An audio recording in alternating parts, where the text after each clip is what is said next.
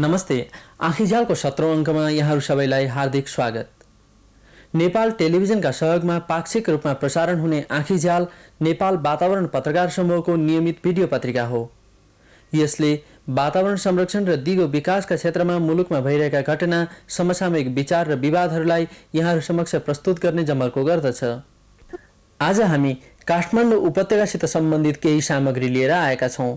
यी सामग्रीहरू मूलतः यहाँको अनियन्त्रित शहरीकरण र फोहोर मैलाको अव्यवस्थासित सम्बन्धित छन्। भारतको सुरत शहरमा देखिएको प्लेगको महामारी भारतका अन्य शहरहरूमा पनि फैलिन थालेको छ। केही गरी यो महामारी काठमाडौँ भित्रियो भने फोहोर मैलाको यो अव्यवस्थाको स्थितिमा यो निकै जटिल समस्या साबित हुन सक्दछ। काठमाडौँको फोहोरका सन्दर्भमा जहिले पनि भन्ने गरिन्छ, फोहोर फ्याँक्ने ठाउँको अभाव यहाँको मूल समस्या हो। हामीले आँखीझ्यालको पहिलो अङ्कमा पनि यससित सम्बन्धित एउटा रिपोर्ट प्रस्तुत गरेका थियौँ। करिब 2 साता अघि काठमाडौँमा फोहोर मैलाको समस्या अत्यन्त भयावह भएको थियो। हामी प्रस्तुत गर्दैछौँ यस सम्बन्धमा फेरि एकपटक प्रतीक भण्डारी र रम्यता लिम्बूको रिपोर्ट। फोहोर उठ्नुपर्ने र नगरपालिकाको काम हो, तर खोइ नगरपालिकाले त्यति ध्यान छ कि छैन होइन। फोहोरहरूको एकदम गन्ध आउँछ। अब नेपाल राज्य त यो मूलबानी मात्रै त होइन होला नि, अन्त पनि राज्य होला। एकदम यो गन्दा फोहोर यहीँ लिएर फ्याँकेर सुकाएको हुन्छ। या हामी खाना खाने होटल यहीँ हो सधैँको। अब यो नदी कटान भन्ने चिज के भन्दाखेरि अब यो त वर्षै बेसी यो खोला भन्ने चिज भन्न सक्ने चिज होइन। काठमाडौँ उपत्यकाको फोहोर मैलाको समस्या समाधान काठमाडौँ उपत्यकाभित्र छैन। गएको महिना फेरि एकपटक राजधानीवासीहरूले पुरै फोहोरको दुर्गन्धभित्र गुम्सिएर बिताउनु पर्यो। यहाँका चोक, सडक र गल्लीहरूमा झन्डै 7 दिनसम्मकी फोहोर केवल थुप्रै मात्रै रह्यो। काठमाडौँ नगरपालिका र फोहोर मैला व्यवस्थापन तथा स्रोत परिचालन केन्द्रले त्यसका लागि केही गर्न सकेन। फोहोरको त्यो समस्या गत 5 महिनादेखि काठमाडौँ नगरपालिकाले छोटो समयको समस्या समाधानका रूपमा फोहोर फाल्न रोजेको विष्णुमती किनारलाई नदीले बगाएपछि आएको हो। तर विष्णुमती किनार शोभा भगवतीदेखि बालाजु पुलसम्मको स्थान बाहेक अर्को समाधान नपाएपछि अहिले फेरि त्यही स्थानमा राजधानीको फोहोर विस्थापन गर्न थालिएको छ। काठमाडौँ फोहोर मैला व्यवस्थापन समितिका संयोजक चक्रमान डङ्गोल। अब यो शोभा भगवतीको फोहोर त अब झनै सकियो।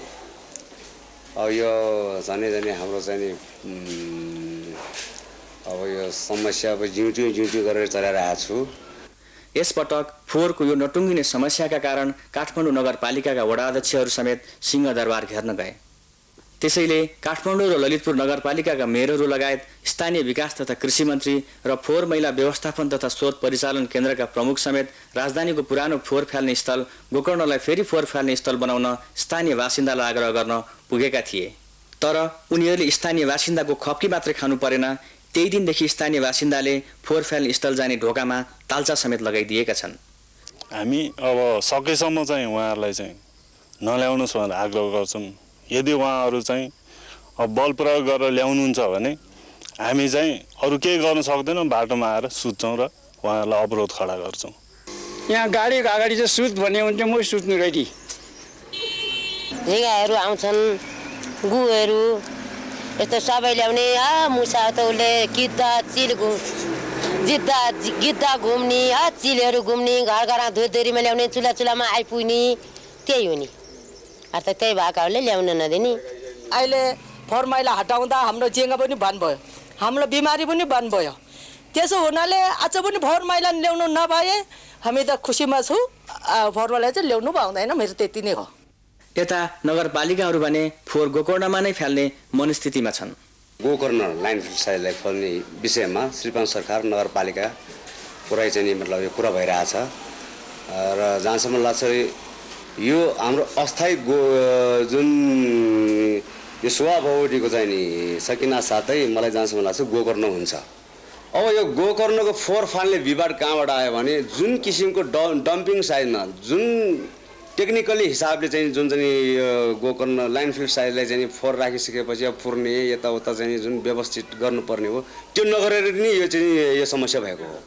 गोकर्ण क्षेत्रको प्रतिनिधित्व गर्नुहुने काठमाडौँ जिल्ला विकास समितिका उपसभापति तथा मूलपानी गाउँ विकास समितिका अध्यक्ष नारायण ढकाल गोकर्णलाई फोहोर फाल्ने स्थल बनाउने कुरामा यस्तो मत राख्नुहुन्छ। जनताको चाहिँ विचार पनि लगभग त्यहाँ राख्न नदिने नै भएको हुनाले अब त्यहाँ चाहिँ त्यो सरकारले पनि बुझ्नु पर्यो, त्यहाँ अब अर्को विकल्प खोज्नुपर्छ भन्ने मलाई लागिरहेछ। र यदि चाहिँ श्री 5 को सरकारले त्यही खसाल्ने होइन एउटा चाहिँ विचार राखेको जबकि जनताले त्यसको विरोध गरिरहेका छन् र त्यसरी राखेको छ र उसले चाहिँ बल प्रयोग गर्ने हिसाब किताब गर्यो भने यो सरकारलाई पनि वास्तवमा अप्ठ्यारो हुन्छ र जनतालाई पनि त्यो अप्ठ्यारो हुन्छ, किनभने यो त एउटा ठुलो अर्को मुद्दाको रूपमा एउटा अगाडि बढ्ने स्थिति आउँछ। पुनः गोकर्णलाई फोहोर फाल्ने स्थल बनाउने विवाद एकातिर हुँदाहुँदै राजधानीको फोहोर हतार र विष्णुमती किनारमा फ्याल्दा हुने हानिका बारेमा भने कसैले विचार पुर्याएको देखिन्न। सहरको मध्यभागमा पर्ने त्यस क्षेत्रमा फोहोर अव्यवस्थित र अवैज्ञानिक ढङ्गले थुपारिएको छ। त्यसरी फोहोरको थुप्रो विष्णुमती किनारमा फ्याँक्दा त्यसबाट हुने हानिकारक प्रभावका बारेमा वातावरण इन्जिनियर द्रोण घिमिरे पक्कै जनस्वास्थ्यमा भने पक्कै असर पर्छ। लिचेटबाट पोल्युसन भएको पानी हामीले खायौँ भने त्यसबाट पर्ने स्वास्थ्यमा पर्ने असर एउटा छँदैछ। यसले चाहिँ तपाईँको खोलामै नगएर तपाईँको चाहिँ जमिनभित्रको पानीमा गयो भने पनि यसले पानीलाई प्रदूषित गर्छ। खास गरिकन बायोलोजिकल भन्दा पनि केमिकल पोल्युसन यसबाट चाहिँ बढी हुन्छ र त्यसलाई हामीले विष्णुमतीको किनारमा राख्दाखेरि हामीले के बनाइरहेछौँ त भन्दा दीर्घकालीन 20औं वर्षसम्म यस्तो झोल पदार्थ निक्लिरहने एउटा चाहिँ स्रोत हामीले त्यहाँ राखिरहेका छौँ, प्रदूषणको स्रोत, जसलाई हामीले माथिबाट माटोले छोपिदिएका छौँ र लुकाउन खोजेका छौँ।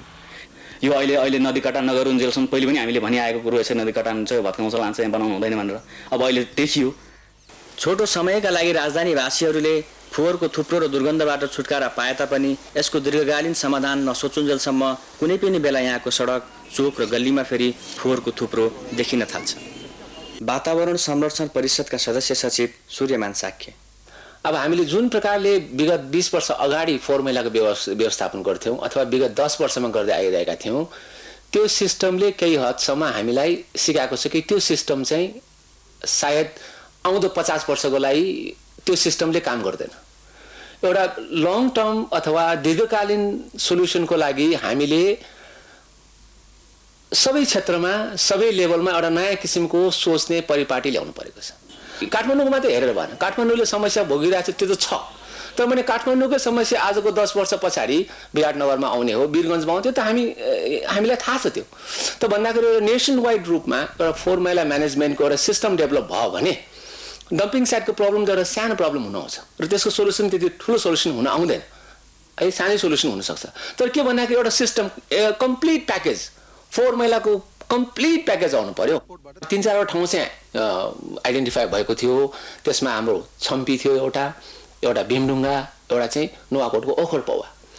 त छम्पीमा चाहिँ विभिन्न कारणवश एउटा त हवाई मार्ग पर्ने हुनाले त्यो छम्पी वाज रिजेक्टेड, त्यो रिजेक्ट भयो। त भीमढुङ्गा र ओखर पौवाको हकमा वातावरण परिषदले चाहिँ एउटा प्रारम्भिक वातावरण मूल्याङ्कन इनिसियल एन्भाइरोमेन्ट एक्जामिनेसन गर्दाखेरि ओखर पौवा चाहिँ अत्यन्तै राम्रो देखियो। तर ओखर पौवा पनि 100% राम्रो ठाउँ भन्नु मिल्दैन। ओखर पौवा र भीमढुङ्गा दुवै स्थान दीर्घकालीन योजना भए तापनि फोहोर मैला समस्याका तत्काल समाधानका लागि नगरपालिका, स्रोत केन्द्र र स्थानीय विकास मन्त्रालयले अविलम्ब उपाय सोच्न आवश्यक देखिन्छ। काठमाडौँ नगरपालिकाका प्रमुख PL सिंह भारतका प्रधानमन्त्रीजी आउनु हुँदाखेरि उहाँले भन्नुभयो ओ मेयर त यस्तो हुनु, let mayor be like PL Singh the symbol of friendship भन्यो। जब यानि कि त्यो समारोह सिद्धिसकेपछि हामी ओर्ड लिँदाखेरि मैले उहाँ एक्सलेन्सलाई भने your Excellency I don't want lip service, I really want real service भनेर मैले के भने यो सफा गर्नुको लागि औजार जुन यानि कि इक्विपमेन्ट चाहिएको भन्दाखेरि उहाँले 12 करोडको सामान उहाँले 2 वर्ष अगाडि नै उहाँले मलाई दिनुभएको थियो। अब म त त्यो इमिडिएटली आउला भन्न ठाने। त्यो एउटा जब चिठी परराष्ट्रबाट तपाईँको अर्थबाट स्थानीय मन्त्रालय कहाँ जाँदाखेरि 6-7-8 महिना लाग्यो। त्यही अब त्यहाँ सर्ट ब्लक गर्दाखेरि अब टाइम लाग्यो र त्यस कारण मलाई अब यो सफा गर्नुको लागि जुन इक्विपमेन्ट्सको यहाँ मेरो कमी हुँदैन, किन जो 300 टन यहाँ छ त्यो उठाउनुको लागि मेरो इक्विपमेन्ट्स अलि अर्को यो महिनामा यहाँ काठमाडौँमा आइपुग्छ। मैले हेलिकप्टर गरेर त्यो ओखर पौवा मात्रै होइन भीमढुङ्गा हुने होल काठमाडौँ भ्यालीकै मैले पिक्चर लिएर आएको छु। कुन ठाउँमा कहाँ यहाँ डम्पिङ साइट हुनसक्छ भने त्यो पनि स्टडी गर्नुको लागि मैले विशेषज्ञलाई दिएको छु। गत 5 महिनादेखि राजधानीवासीहरूले पटक पटक फोहोर मैलाको समस्या भोग्नु परिरहेको छ। तर जिम्मेवार निकाय काठमाडौँ नगरपालिका, फोहोर मैला व्यवस्थापन तथा स्रोत परिचालन केन्द्र र स्थानीय विकास मन्त्रालय भने समस्याको समाधानभन्दा एक आपसमा दोष थोपार्नमै व्यस्त देखिन्छ। उपयुक्त डम्पिङ साइटको व्यवस्था नहुन्जेलसम्म काठमाडौँ उपत्यकाको फोहोर मैलाको समस्या दीर्घकालीन रूपमा समाधान हुन सक्दैन भन्ने कुरा स्पष्ट भइसकेको छ। डम्पिङ साइटका लागि प्रस्तावित ठाउँहरूमध्येको एक ललितपुरको छम्पी त्रिभुवन विमानस्थलबाट 13 किलोमिटरभित्र पर्ने भएकाले उपयोगी डम्पिङ साइट साबित हुन सकेन। त्यसो त गोकर्ण त्रिभुवन विमानस्थलबाट निकै नै नजिक पर्छ। फोहोर मैलाको समस्याका बारेमा कुरा गर्न हामीले काठमाडौँ नगरपालिकाका प्रमुख पीएल सिंहलाई नेपाल वातावरण पत्रकार समूहको स्टुडियोमा निम्ति आएका थियौँ। प्रस्तुत छ उहाँसितको कुराकानीका महत्त्वपूर्ण अंशहरू। नगर पञ्चायत नगरपालिका भयो, त्यहाँ कुनै स्ट्रक्चर थिएन ल नयाँ र त्यहाँ एउटा कुनै म्यानेजमेन्ट छैन। म तपाईँ उदाहरणको लागि म के दिन चाहन्छु भने त्यहाँ प्लानिङ 33वटा डिपार्टमेन्ट छ, 37वटा वास्तवमा। अब प्लानिङमा प्लानर छैन, त्यहाँ वर्कसप छ, न त्यहाँ वर्क छ न सप छ, त्यहाँ इन्जिनियर कोही छैन, ट्रान्सपोर्ट इन्जिनियर यो मेकानिकल इन्जिनियर कोही पनि थिएन। त्यही जुन डिपार्टमेन्टमा अहिले फेरि यो कस्तो छ भने सब कुरो नगरपालिकाको नाउँमा चाहिँ नि सब सरकारले नै हेरिराखेको रहेछ। त्यस कारण मलाई के लाग्छ भने जब म त्यहाँ गएपछि तपाईँको मेरो काम के त भने फोहोर मैलाको विषयमा मेरो कर्तव्य के थियो भने एबिसी क्लास तपाईँको छुट्याएको रहेछ र बिसी भन्नासाथ त्यो गल्ली र अर्को चाहिँ सडक सफा गरेर मैले एउटा ट्रान्सपोर्ट स्टेसनमा कुनै चाहिँ एउटा टेकुमा लिएर मेरो काम थियो र अरू सब हेर्ने सरकारको काम थियो। अब डम्पिङ साइट त्यही हो। डम्पिङ साइटको प्रब्लम कसो के भयो भने जस्तै तपाईँको यो सरकारले नै हेरिराखेको हो गोकर्ण साइटमा, अनि त्यहाँ सघाउ पुर्नको लागि यानि सरकारसँग पैसा छैन भनेर त्यो डम्पिङ साइट यो पुर्नको लागि यानि कि म्यानेज गर्नुको लागि पैसा छैन भनेर नगरपालिकाले सहयोगको रूपमा सघाउ पुर्याउन तपाईँको 25 लाख जति त्यहाँ दिएको थियो। तर विडम्बना के छ भने त्यहाँ यहाँ जुन गोकर्ण साइटमा जुन काम गर्नु पर्ने त्यहाँ खर्च नगरिकन कर्मचारीको तलबमा दिएको हुनाले नि यो चाहिँ नि तपाईँको गोकर्णको जुन प्रब्लम भएको हो त्यही कारणले यानि कि त्यो समस्या भएको हो। जब तपाईँको त्यहाँ रिजेन्टमेन्ट भएपछि त्यहाँ पोलिटिसाइज भएपछि तपाईँको गोकर्ण मात्र होइन कुनै नेपालको कुनै स्थानमा पनि डम्पिङ साइट चाहन्नन् भनेर तपाईँको त्यस किसिमको एउटा हवा भइसकेपछि मैले एज ए मेयर र नगरपालिका काठमाडौँ तर्फबाट मैले एउटा के एडभर्टाइजमेन्ट किनभने काठमाडौँ नगरपालिकाको जुन फोहोर फाल्नुको लागि एउटा डम्पिङ साइट भने मैले अखबारमा दिएँ। त्यसपछि अब सरकारले पनि पहिले सोचिरहेछ यो के छम्पी, तर चुन्ने काम नगरिकन त्यसै राखेको रहेछ। जब तपाईँले सरकारले त के गर्नुपर्ने एउटा पूर्वाधार, जब 2 वर्षको लागि मात्रै अब डम्पिङ साइट जुन गोकर्ण छ भने त अर्को त हेर्नुपर्ने, त्यो स्टडी नगरेर त्यहाँ हेरिराख्नु भएको रहेछ, त्यसको के स्टडी गरेको नि छ। यो विष्णुमती पनि हेर्नुहोस् यो सरकारले नै गर्नुपर्ने काम हो। तर यो इमर्जेन्सी अब कहीँ देशमा कहीँ नचाहने भने चाहिँ मैले यो जुन यानि फोहोर मैला मेरो कर्तव्य नै के थियो भने एउटा टेकुमा लिएर गर्ने। टेकु बन्द भएपछि मैले यो के गोकर्णसम्म लगेँ। गोकर्ण पनि बन्द भएपछि यो तपाईँको फोहोर त्यहाँ नेपालगञ्ज यानि कि जनकपुरसम्म मैले पुऱ्याएँ। किनभने अब यो मैले के भने यो फोहोरमा फोहोर पल्टिस गर्नुहुन्न भन्ने मेरो त्यो छ। जुन अब स्थानीय जनताले पनि आफ्नै जुन एउटा अब यो पहिलेदेखि के बानी थियो भने सब फ्याँक्ने, सब यो सरकारले नगरपालिका काम होइन। यो त हाम्रो जब हाम्रो सहरलाई यानि कि सफा सुग्घर राख्ने के गर्ने जब सोर्स अफ इन्कम नै हाम्रो टुरिज्म भनेपछि अब टुरिज्ममा इन्क्लुड को भए businessman, trade union, citizen group सब इन्भल्भ भएको हुना उनीहरूले पनि सोच्नु पर्यो। यो जुन फोहोर टल लगाउने 5-6वटा यानि कि ट्रान्सपोर्ट स्टेसन पनि काठमाडौँ भ्यालीभित्र हुनु पर्यो। त्यसको लागि पनि हामीले आइडेन्टिफाई गरेका छौँ। फोहोर मैला भन्नासाथ यो त सानो कुरो देखिन्थ्यो, अहिले सब चाहिँ सिरियस भएको छ हो। यो मैले भने यो सरकार मात्रै होइन जनता पनि जागरुक भइसकेको छ। त्यसो कारण मलाई के लाग्छ भने जब जनताले नै तपाईँको इनिसिएटिभ लिएपछि त्यहाँ नगर्नु त कुरै भएन। त्यहाँ गोकर्णका जनताहरूले पनि भनेका छन् यो त स्थानीय मात्रै होइन राष्ट्रिय समस्या पनि भइसकेको छ भनेर पनि उहाँले पनि एउटा सकारात्मक रूपमा लिइराखेको छ। मलाई लाग्छ यो सफल हुनेछ।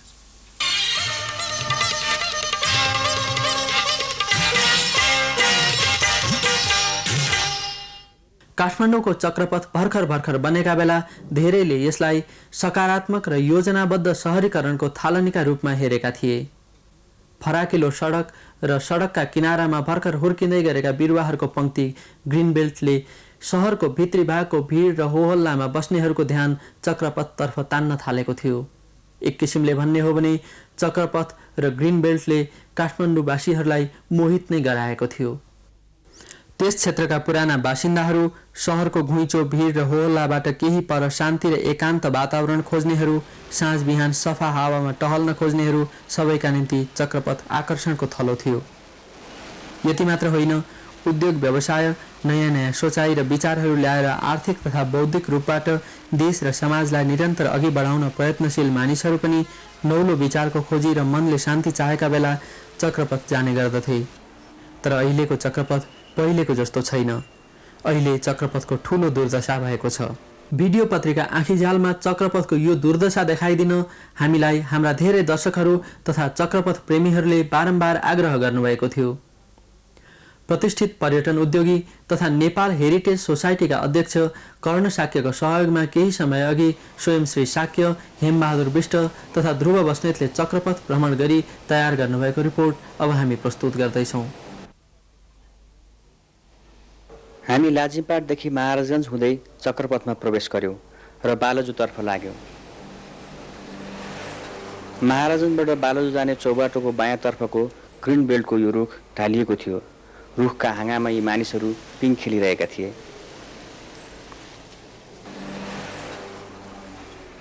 त्यहाँबाट अलिकति अघि बढेपछि हामीले बाटामा ढुङ्गा थुपारेको देख्यौं।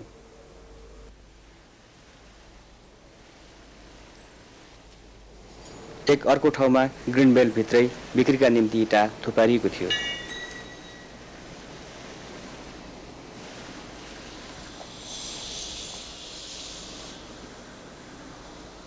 यसभन्दा अलिकति अघि गएपछि बाँस बेच्नका लागि थुपारेर राखेको देखियो।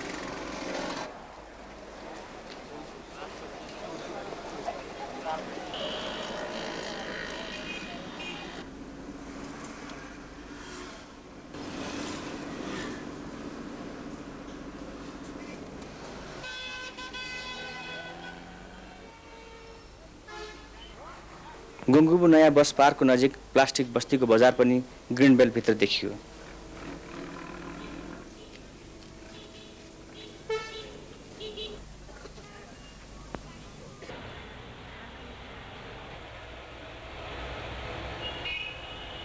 अनि यो पैसा दिएपछि चाहिँ यहाँ हाम्रो यो वृक्षारोपण गर्ने सरसफाइ गर्ने यो पैसाले यो गर्छ कि गर्दैन? उनीहरू त्यसै गर्दैन, थाहा छैन। उनीहरूले कहाँ के गर्दैन थाहा छैन, केही गर्दैन। यहाँ जस्तो अब यो रुख पर्ला होइन, फोहोर हुन्ला, के गरेर हामी जति पनि आफ्नो पछौको माटो साटो हामीले आफै ल्याएर पुऱ्याएर सरसफाइ गरेर बस्यो। यो त सरसफाइ भएन नि, यो त कहाँ यस्तो पनि अब यो सबै त हामी कसरी सक्ने? अब यही अब तपाईँहरू पसल मिलेर तपाईँ जम्मै पसल यतिका पसल राख्नु भएको छ। एउटै महिना हामीलाई सहुलियत दिउने हामी गर्छौँ।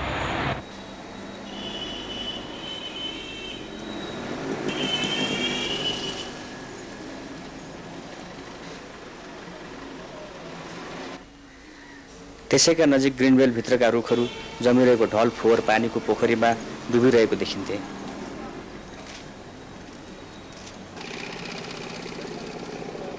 पानी जम्नुका कारण केही रुखहरू टुप्पाबाट मर्दै आउन थालेको देखिन्थे।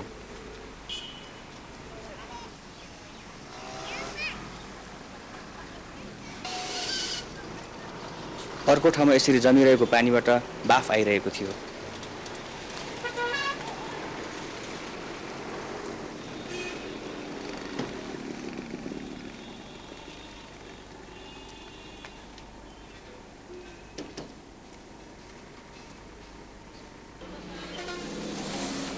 बालाजु नजिकको चक्रपथको चौबाटोमा थुप्रै ट्रक, ट्र्याक्टरहरू भाडामा लगाउन लाइन लगाएर राखिएका थिए।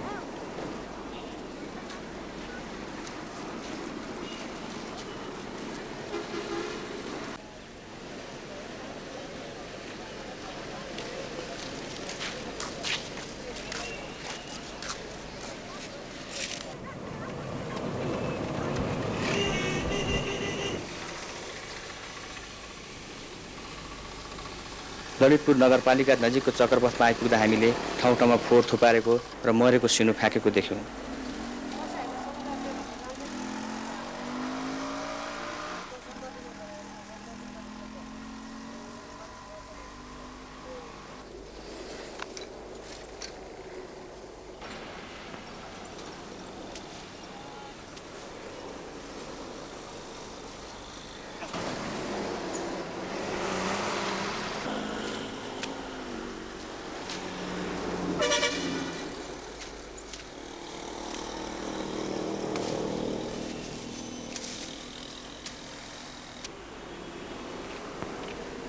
काठमाडौँ कोटेश्वर नजिकको तिनकुनेको दृश्य यस्तो थियो।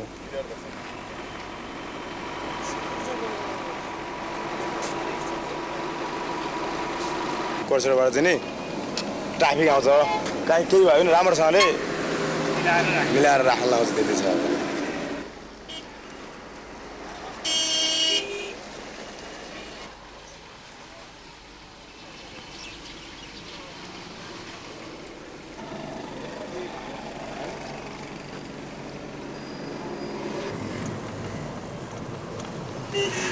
पछि हामीले चक्रपथको महत्त्व र आजको अवस्था सम्बन्धमा कर्ण साकेसँग कुरा गऱ्यौँ।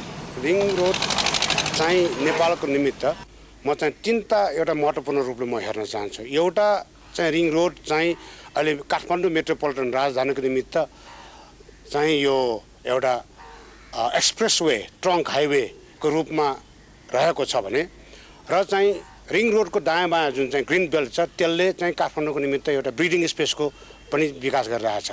र अर्को सबभन्दा ठुलो महत्त्वपूर्ण कुरा के भने काठमाडौँको ऐतिहासिक महत्त्वलाई, काठमाडौँको पुरानो काठमाडौँलाई चारैतिर जो रिङ रोडले घेरिएको छ त्यो रिङ रोडको दायाँ बायाँको रुखले गर्दाखेरि काठमाडौँको सारा स्वरूप, सम्पूर्ण स्वरूपै चाहिँ रिङ रोडको रूपमा के देखिन्छ भने एउटा फुलमालाको रूपमा चाहिँ देखिन्छ।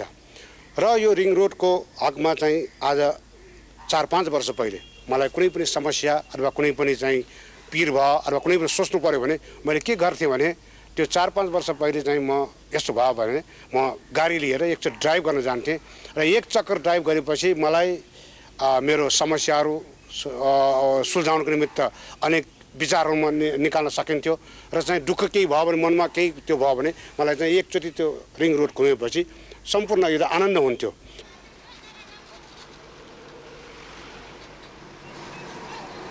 रिङ रोडको सबभन्दा ठुलो मैले समस्या के देखेँ भने रिङ रोडमा अहिले जुन ग्रिन बेल्टहरू छ त्यहाँ प्लास्टिक सेटलमेन्ट मतलब चाहिँ यतिका त्यो पसलहरू राखेको छ कि एकदम चाहिँ नराम्रो लागिरहेको छ। र त्यो बाहेक फेरि जुन चाहिँ रिङ रोडको दायाँ बायाँ जुन सडकहरूमा दायाँ बायाँ पेटी त छैन त्यहाँ सडकहरूमा त्यहाँ चाहिँ सम्पूर्ण ट्रक र बस र टेम्पोहरूले बम्पर टु बम्पर त्यहाँ त्यो हुन्छ। अहिले साँच्चै तपाईँ चाहिँ यो रिङ रोडमा जाने बेलामा त्यो शान्तमय वातावरण तपाईँ देख्नै पाउनुहुन्न र बिहान घुम्न जाने मान्छेलाई पनि अब चाहिँ रिङ रोड घुम्ने भन्ने कुरा चाहिँ अब धुवा खाने बाहेक अर्को कामै केही छैन। र मलाई एउटा के लाग्छ भने यो जुन बस र ट्राफिक अब हुन त यो समस्याको मात्रै म कुरा गर्न चाहन्न, समस्याको समाधान पनि कुरा गर्नुपर्छ। र समस्याको समाधानको कुरा गर्दाखेरि मलाई के लाग्छ भने जुन एउटा त्यो ट्रक कम्पनी अथवा बस कम्पनीहरूले ट्रक किन्ने बेलामा एउटा ट्रकको केही नभए पनि चाहिँ 15-16 लाख रुपियाँ दाम पर्छ।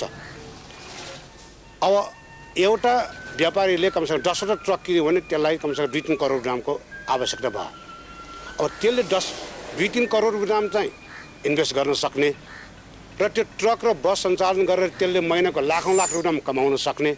तर आफ्नो ट्रक र आफ्नो बस चाहिँ पार्किङ गर्नको निमित्त सार्वजनिक स्थल पब्लिक एरिया जुन चाहिँ सडकको दायाँ बायाँ भनेको जनताको धन हो, त्यो जनताको स्थल हो, त्यहाँ चाहिँ त्यसले राख्न पाउने यो त अन्याय भन्छु म।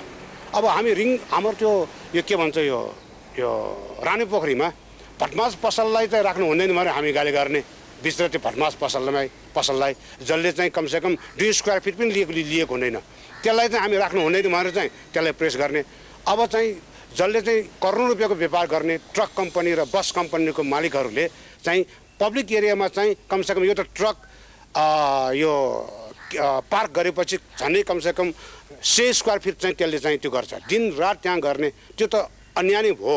त्यसैले मलाई के लाग्छ भने श्रीपाद र सरकार अब सम्बन्धित निकायले यी ट्रक कम्पनीहरू यी बस कम्पनीहरूलाई कमसेकम आफ्नो एरिया आफ्नो चाहिँ छुट्टै पार्किङको व्यवस्था गराउनलाई बाध्यता गराउनु पर्यो। किनभने काठमाडौँ बाहिरको कुनै पनि एउटा ठाउँमा 4-5 रुपियाँ जग्गा बालमा लियो भने कमसेकम कति तिर्नु पर्ला? मेरो विचार महिनाको 5-10 हजार रुपियाँ तिर्यो भने पुग्ने कुरामा अब त्यो 5-10 हजार नतिरिकन त पब्लिक एरियामा पार्किङ गर्ने भनेको त यो त मेरो विचारमा यो अतिक्रमणै हो, यो पब्लिक एरियाको अतिक्रमणै हो। यस्तो गर्ने दिन चाहिँ हामीले कदापि चाहिँ गर्नै दिनै मिल्दैन। त्यसकारण यो चाहिँ यो सम्बन्धित निकाय नगरपालिकाले हेर्ने हो वा कसले हेर्ने हो यिनीहरूले हेर्नु पर्यो। र अर्को कुरा एउटा मैले के देखेँ भने त्यो हामी विश्वजी र म त्यहाँ घुम्न जाने बेलामा अरू विभिन्न मानिसहरूसित पनि कुरा गऱ्यौँ। त्यहाँ हामीले के एउटा चाहिँ देख्यौँ भने त्यो रिङ बेल्टमा जुन चाहिँ सडकको जुन चाहिँ रुखको दायाँमाको जुन चाहिँ रुखको त्यो तल छ, तल चाहिँ त्यहाँ त्यो स्थानीय क्लब र चाहिँ स्थानीय वडा समितिले पैसा लिएर त्यहाँ पसल थाप्न दिँदो रहेछ। अब चाहिँ त्यो पैसा स्थानीय समितिले के गर्छ त्यो अर्कै प्रश्न भयो। अहिले इमिडिएट प्रश्न कुरा के आउँछ भने त्यो ग्रिन बेल्ट जसको निमित्त हरितकरण, जसको निमित्त एउटा सुन्दरताको प्रतीक जुन चाहिँ रुख रोपिएको हो, जुन चाहिँ ठाउँ राखेको हो, त्यहाँ चाहिँ त्यो प्लास्टिकै भरेको चाहिँ छाप्रोहरू पसलहरू राख्दाखेरि चाहिँ एक त त्यो अति नै नराम्रो देखियो। र अर्को कुरा के हो भने त्यहाँको त्यो रिङ रोडमा बस्ने निवासीहरूले पहिले चाहिँ एउटा गोरेटो जस्तो बनाउँथ्यो, पछि चाहिँ गोरेटोलाई चाहिँ चौडो पारेर मोटर जाने बाटो बनाउँदाखेरि त्यो ग्रिन बेल्टमा जुन एउटा कन्टिन्युस फ्लो थियो, पानीको फ्लो थियो, त्यो फ्लोलाई रोकेर अहिले चाहिँ त्यहाँ चाहिँ के भयो भने त्यहाँ एउटा वाटर लक्ड एरिया सिचुएसन भएको छ, कम्प्लिटली पानीले जम्ने। अब बर्सातमा मात्रै होइन, बर्सात नभएको बेलामा पनि त्यो जति त्यहाँ घर परिवारको पानी पनि त्यहीँ ग्रिन बेल्टमै आएर जमेपछि त्यो जति पनि आज 10-15 वर्ष अथक प्रयास गरेर रोपेको त्यो हरियाली जुन चाहिँ रुखहरू छ, आज त्यो जम्मै रुखहरू टप डाइङ भएर आइरहेछ।